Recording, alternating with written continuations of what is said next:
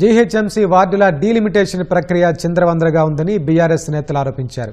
GHMC council సమావేశానికి హాజరైన BRS ex officio సభ్యులు గ్రేటర్ పరిధిని 300 డివిజన్లకు పెంచడాన్ని అభ్యంతరం వ్యక్తం చేస్తూ శాస్త్రీయంగా రాజ్యాంగబద్ధంగా పెంచి ఉంటే బాగుండేదని అభిప్రాయం వ్యక్తం చేశారు.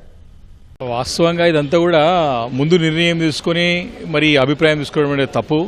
ఫస్ట్ ఇప్పటికే డ్యూ కన్సల్టేషన్ ఆల్రెడీ ప్రభుత్వం ఇచ్చినటువంటి జియో ప్రకారంగా జీహెచ్ఎంసీ యొక్క అభిప్రాయాలు తీసుకున్న తర్వాతనే మర్జర్ ప్రకటించాల్సిన అవసరం ఉంది. కానీ మర్జర్ ప్రకటించడంతో పాటు డిలిమిటేషన్ కూడా పూర్తి చేసి ఈరోజు సభ పెట్టి మరి ఏం సాధించదలుచుకుందో జీహెచ్ఎంసీ అర్థం కాని పరిస్థితులు ఏంటంటే పూర్తిగా అశాస్త్రీయ పద్ధతిలో ఈ యొక్క ప్రక్రియ జరుగుతుందని స్పష్టంగా అర్థమవుతాం అన్నది ఇది ప్రాక్టికల్గా పాసిబుల్ ఏది కాదు.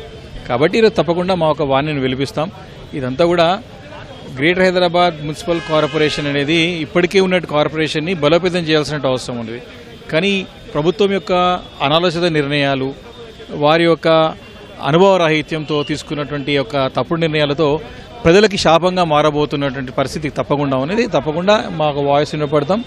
తప్పకుండా న్యాయస్థానంలో పోరాటం చేసి ప్రజలకు న్యాయమయ్యే విధంగా ప్రాక్టికల్గా ఏదైతే పాసిబిలిటీ అంటే ఏదైతే ప్రజలకి ఉపయోగపడుతుందో అభివృద్ధి ఫలాలు, సంక్షేమ ఫలాలు ప్రజలకు అందేటట్టు ఉండాలి తప్ప మనం అధికారాన్ని కేంద్రీకృతం చేసి ఏం సాధించుకుంటున్నామో అర్థం కాని పరిస్థితి. అంటే అధికారం వికేంద్రీకరణ జరగాలనేది మన